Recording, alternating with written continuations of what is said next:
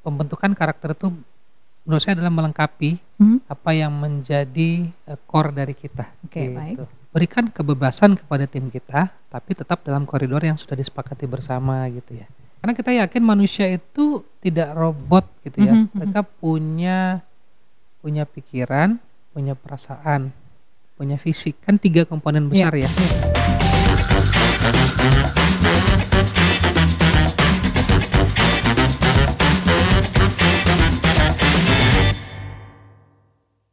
103,4 Classy FM, this is the Actual Radio. Classy People masih di program The Art of Leadership. Program ini bisa Anda cermati via YouTube juga ya.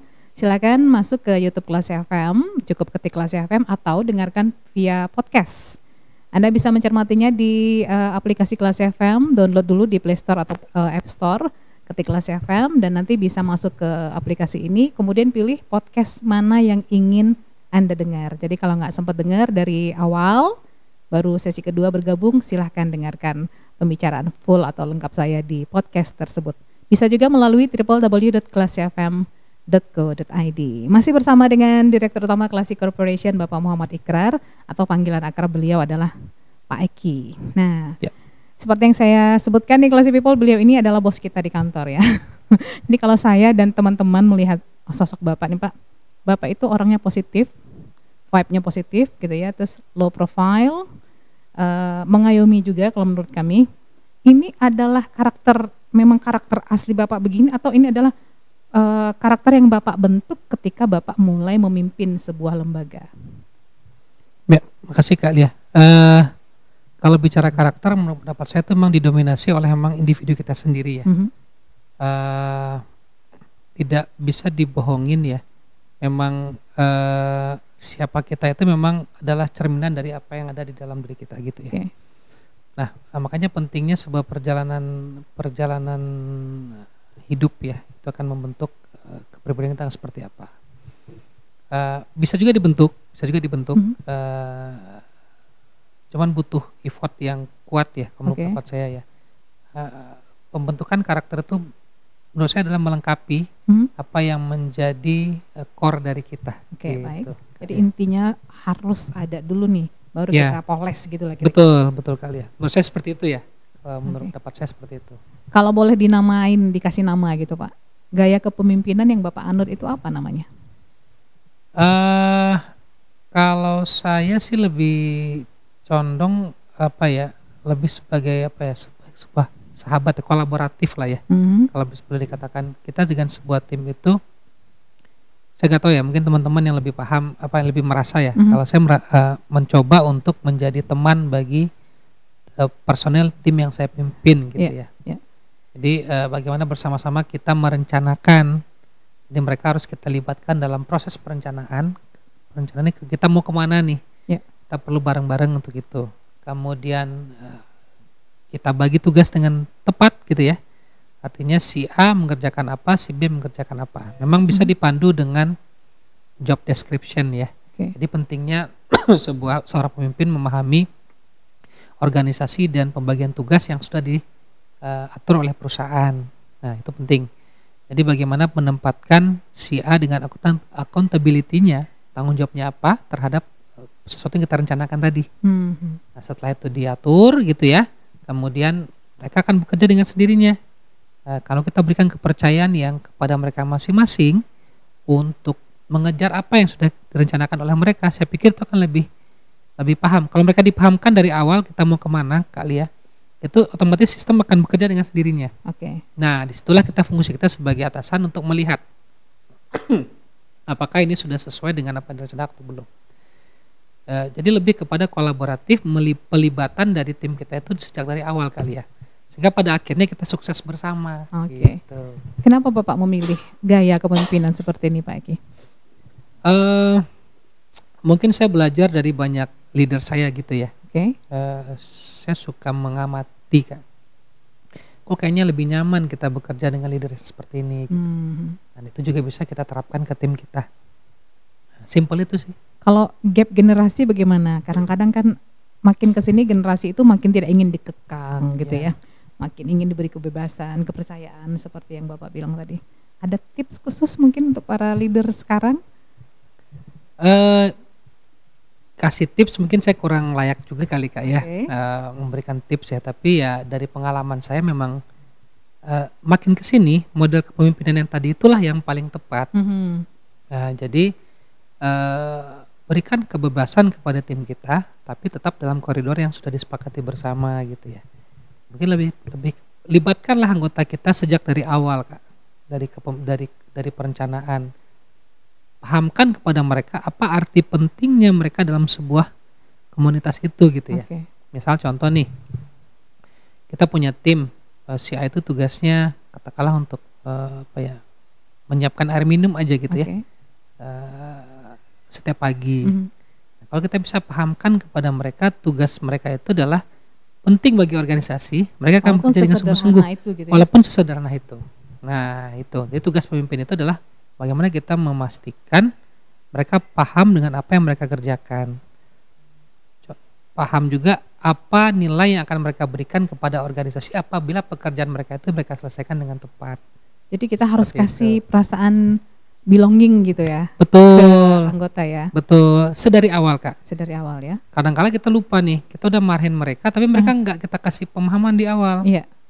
Anda kerja salah, kenapa enggak tercapai target? Tapi kita lupa di awal tidak memberitahu ke mereka target mereka seperti apa gitu ya. Kenapa Anda penting bagi perusahaan ini gitu ya. Karena kita yakin manusia itu tidak robot gitu ya. Mereka punya pikiran, punya perasaan, punya fisik. Kan 3 komponen besar ya. Body ya, tubuh, itu tujuannya lebih kepada alat untuk mengerjakan. Kemudian pikiran, alat untuk merencanakan dan menentukan arah. Sama hati nih yang merasakan. Kalau kita bisa sentuh mereka dalam 3 pilar ini gitu ya, insya Allah nanti akan mempermudah tugas atasannya Kak. Karena kadang-kadang ada atasan mungkin yang saya sudah berulang kali nih coaching, konseling, tapi gak ada yang cocok nih. Berarti ada yang salah dari pondasi ketika baru masuknya itu. Betul Kak. Jadi konsep umumnya seperti itu kalau menurut saya. Kalau kita dapatkan arah yang sama dari setiap elemen dalam organisasi, akumulasi dari energi itu akan menjadi sesuatu yang besar. Nah, secara umum konsepnya seperti ini. Memang ada 1-2 kondisi yang mengharuskan pemimpin itu bersikap lebih dalam, lebih tajam ya, tergantung situasi organisasi. Tapi secara umum itulah konsep kepemimpinan kalau menurut saya yang benar ya, yang tepat ya.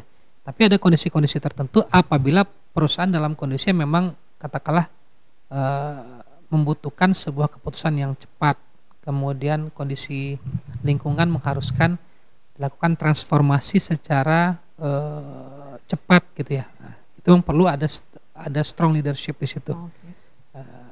Misalnya nih saya ilustrasikan ya, mobil berjalan dalam kondisi aman gitu ya. Nah, itu kan drivernya bisa bekerja dengan nyaman, kemudian connect-nya juga biarkan mereka bertugas, kita hanya bisa memantau saja. Tapi apabila mobil kita itu dalam kondisi yang salah, akan menuju sebuah jurang gitu ya, otomatis kita harus bisa melakukan perubahan arah yang cepat. Nah, disitulah tipe kepemimpinan yang kedua yang menurut saya harus kita lakukan. Bagaimana kita bisa dengan tegas, paham, bisa jadi dalam berubah anggota-anggota kita itu bertanya kepada kita, kenapa Pak kita harus berubah nih? Ya kan? Padahal mereka nggak paham. Pemimpin itu kan perlu visi ya, dia lebih tahu lebih dulu daripada anggotanya, kan gitu ya Kak ya. Nah, kita harus yakin pada diri kita sendiri bahwasanya perubahan itu benar gitu kan.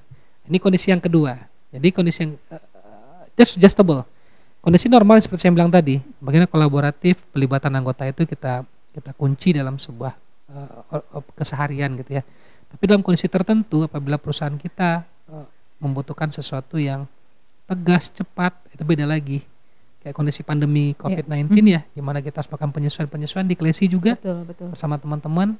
Kalau kita tidak melakukan itu, organisasi ini akan jatuh kan gitu ya.